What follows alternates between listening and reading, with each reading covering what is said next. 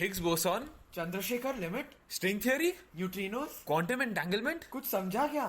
Ever felt bored and confused while reading lengthy physics textbooks or articles? Yeah, on God, bro. I'm Arnav, And I'm Pratham. and welcome to Quark Talk, where we decode all the complexities and simplify these intricate concepts in physics. They may have seemed too complex to understand until now.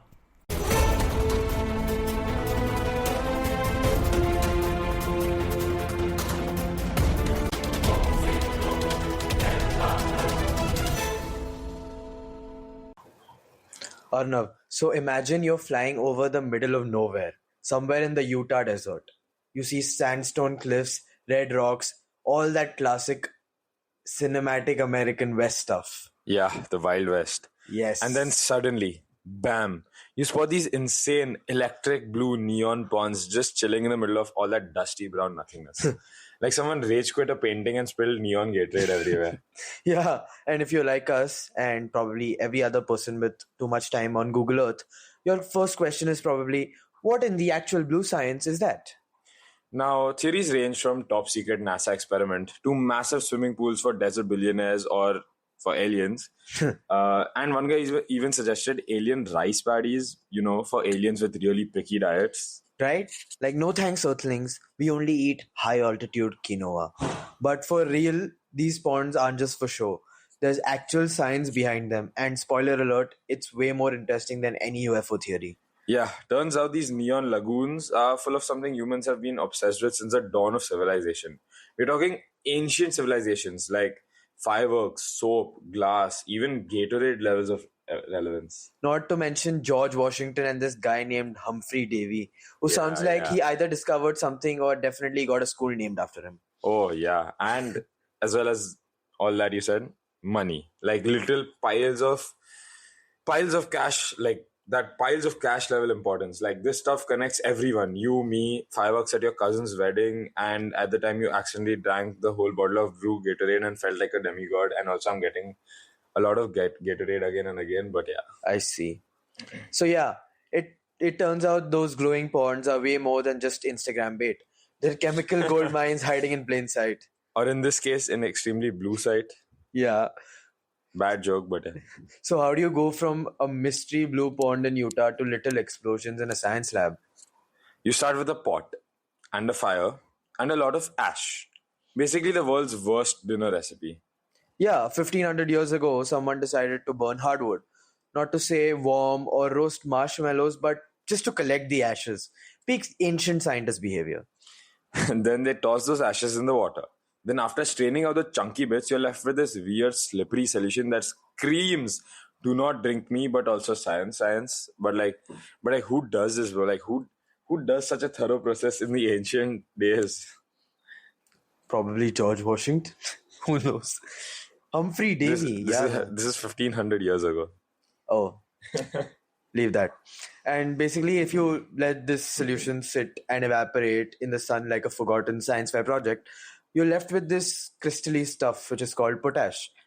And yes, it's called potash because, well, it's ash in a pot. Pot ash. Our ancestors were not trying too hard with the branding. They were chill with the copyrights. Yeah. No copyright infringement.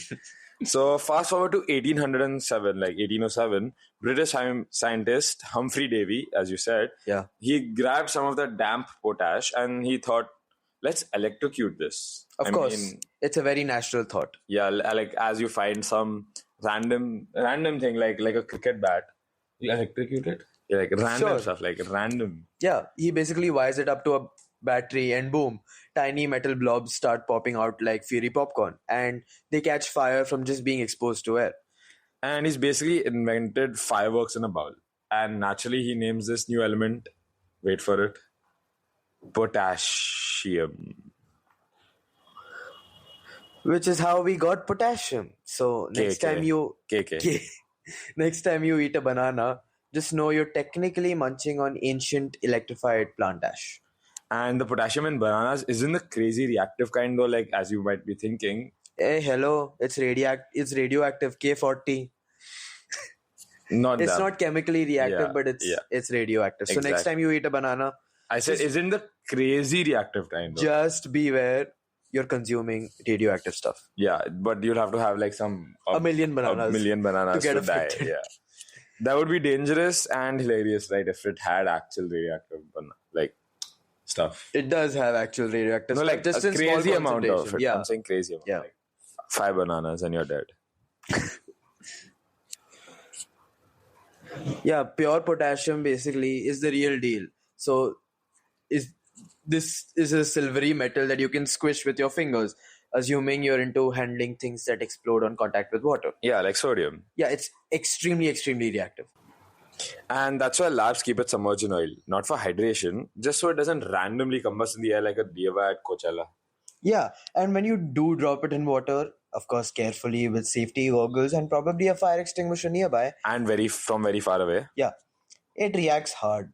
We're talking mini Michael Bay moment. Sparks fly, gas releases, heat cranks up, and boom, hydrogen ignites on contact with air. It's like nature's way of saying this is not to be meant together. Like, don't keep this together. And the heat produced is so much that it melts the potassium itself. It ignites it basically. So you'll see like this purple flame on top of the water. Looks cool. Yeah. Potassium is so reactive because it's just got one electron in its outer shell. It's like a clingy friend desperate to give that electron away. And that's why we never find pure potassium just hanging around in nature, right? It's too reactive, too dramatic, needs constant supervision. So it always has like a body like that it pairs with, like anything, literally. Chlorine or oxygen or something like that. Anything, yeah.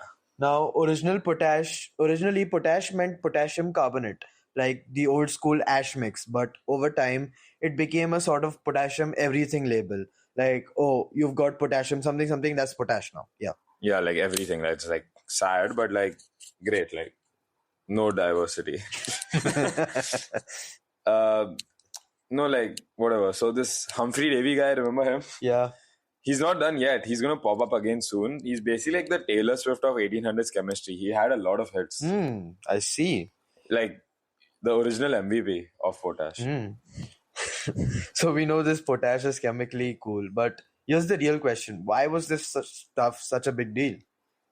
Like big enough to have George Washington's signature on a patent, not on a flag design, not on a new constitution. Nope. On a better way to make ashy goo.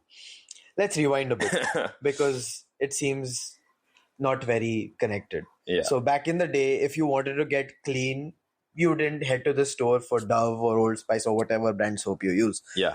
You just grabbed bacon grease and potash. Actual bacon grease, yes. If you're wondering, yes, that's actual bacon grease. And if you're wondering, did early humans rub pork fat on themselves and call it soap? The answer is 100%. Yes, of course. Yeah. And you add some potash and boom, you get this frothy, slightly disgusting proto soap. And the wild part is that it actually works. Dude's getting a full lather from beefed up dishwasher. Imagine explaining that to your skincare obsessed friend. Like, no, I wash my face with pork and ash. It's very exfoliating. But potash wasn't just for medieval bath time. It was also used to make glass, like little windows of progress, if you want to say. Okay, that was not good. So you throw potash in with some sand, specifically silicon dioxide, and it lowers the melting point, like catalyst kind of thing. Yeah. And it makes the glass less brittle, easier to shape, and perfect for, I don't know, seeing things. Like seeing things like being transparent. Yeah, so potash has now unlocked soap and windows. But wait, what if we told you that it also gave us gunpowder? One-man army, bro, potash. That's maybe why George Washington was so, curious excited about it. Yeah, so you take that potash solution, toss in some bat poop. What? Yeah, that's why we're using a lot of animal stuff in this. I don't know. Yeah, okay, but you can also Sorry, Peter. Sorry. We apologize. Or you can take your friendly neighborhood manure pile and boom, chemistry gives you potassium nitrate, aka saltpeter. Which is the key to fireworks and gunpowder. The fun in the fight. That one compound basically powered cannons in Europe, muskets in the American Revolution, and like India's Diwali fireworks show every year. And because it was and is so valuable, early America went hard on potash production. They grinded it out. Yeah, by 1788, Massachusetts had 250 potash works alone. That's 250 places where people like, you know what, we need more firewood. let's burn forests and harvest the ash. The original grind culture: wake up, chop trees, burn them, collect the ash, make potash, and profit. And get this, the very first US patent ever issued, patent number 1, was for an improved potash making method.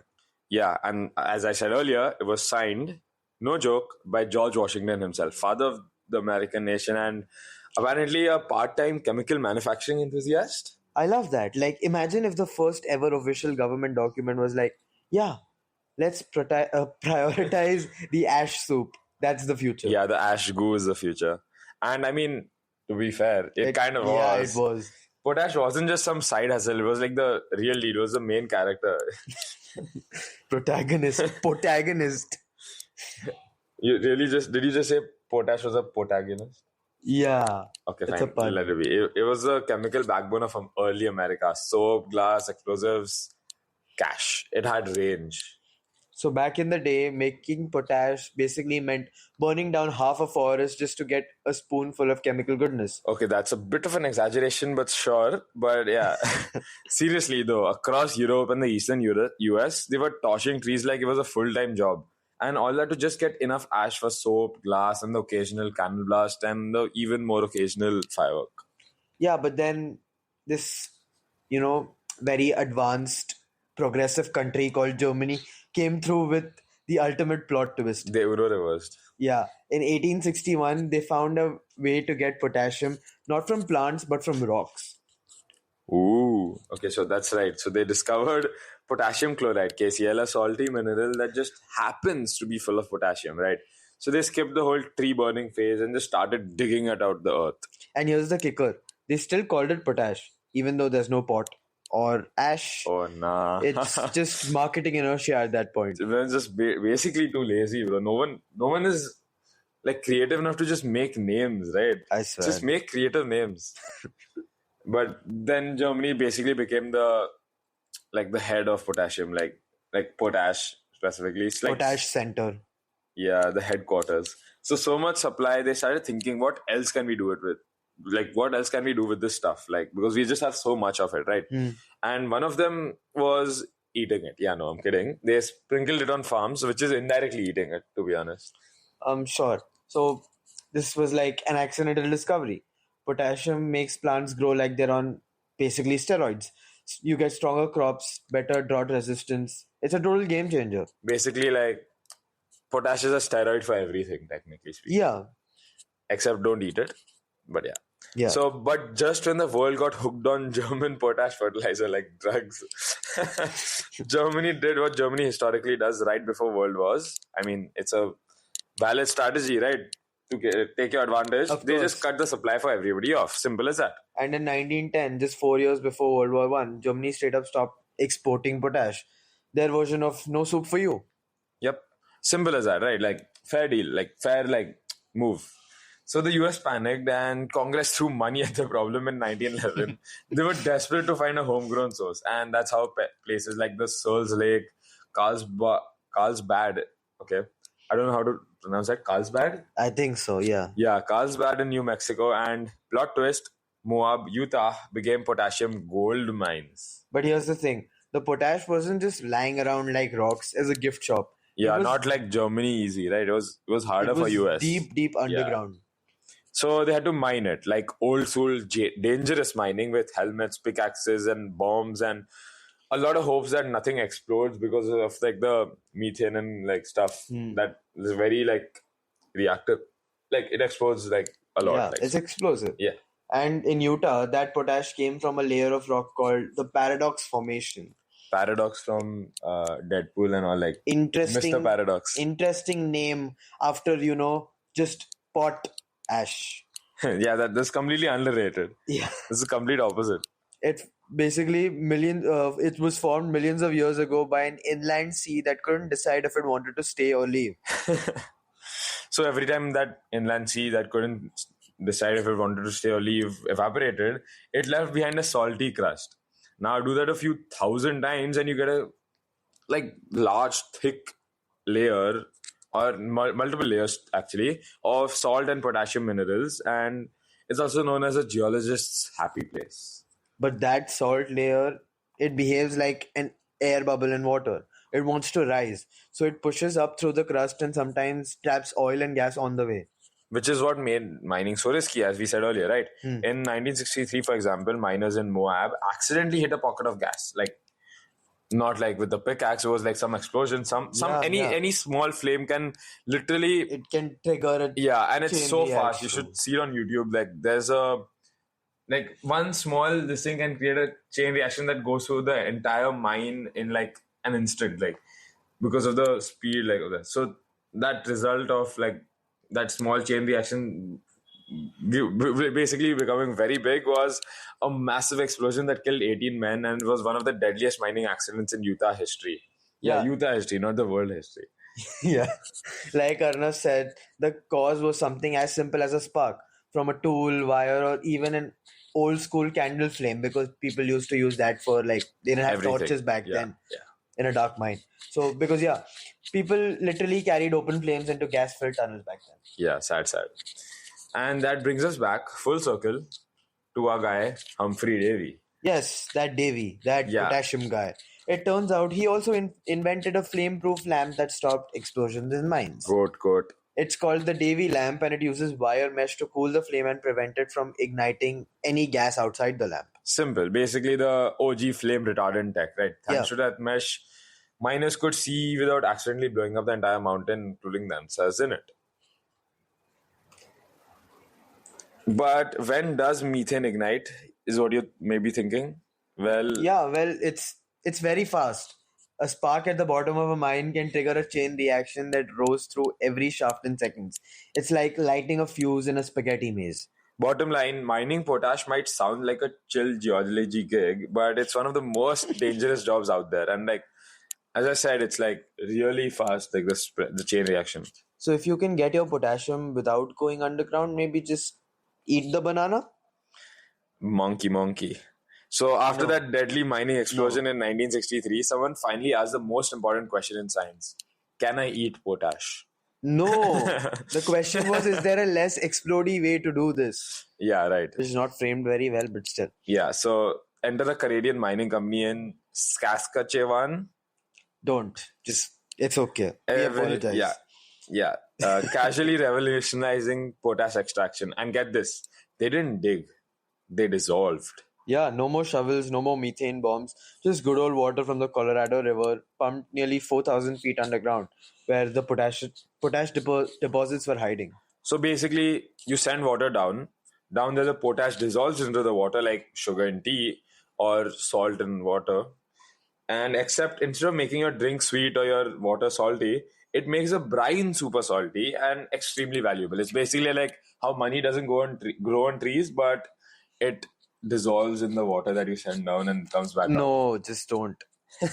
Like I was thinking Gatorade, but no. Full of electrolytes. Yeah, sure. Then basically the salty potash soup. Do I want to call it a soup? I don't know. Yeah, I will you say just don't want to eat it. I will say solution. The solution gets pumped back up to the surface into these massive evaporation ponds, and from there, nature takes over. But when you say solution, it sounds a lot of like chemistry. Boring. So you would rather call it soup than solution? Yeah. Noted. So the Utah sun, bone dry desert air, and some low-key chemistry do all the work. Like slowly the water evaporates away, and what's left behind, beautiful money colored salt crystals, aka potash. And it's like sometimes not actually money color, it can be different colors, like, but money reminding, like it's basically sitting money. Yeah. And the wild part is that these ponds look incredible from above. Like they don't even look real. Yeah, to be honest. It looks somewhat Fake. AI generated. Yeah.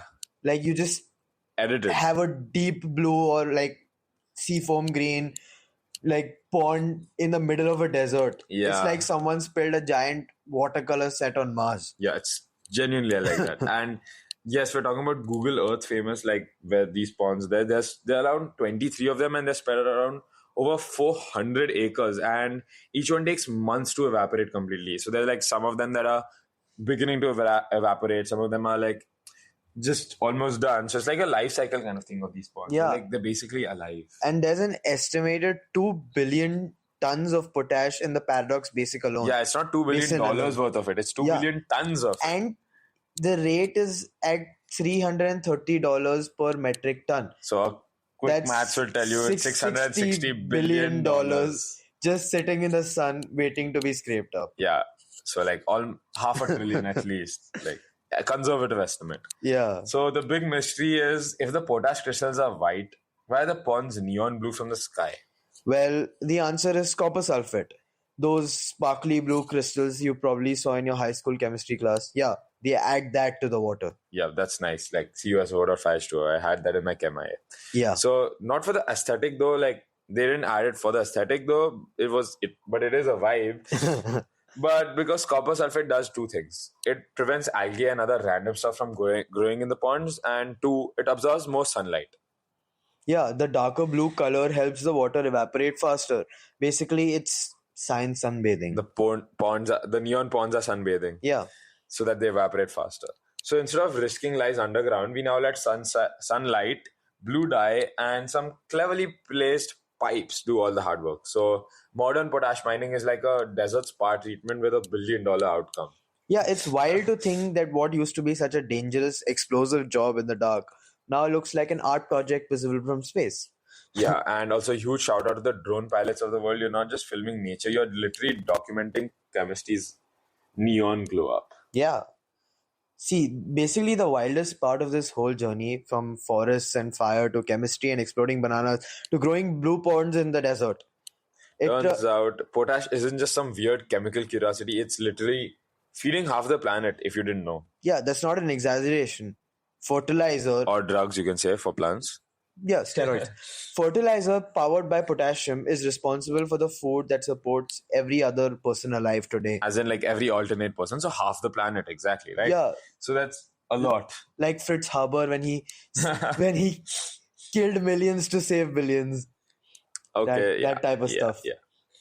So if you're listening to this while eating chips, sipping a smoothie, or just existing with a healthy set of bones, chances are you owe a little thank you to a prehistoric ocean and a few thousand years of fiery experimentation and a very nice old George Washington who signed the first patent of potash. Yeah, it's kind of poetic.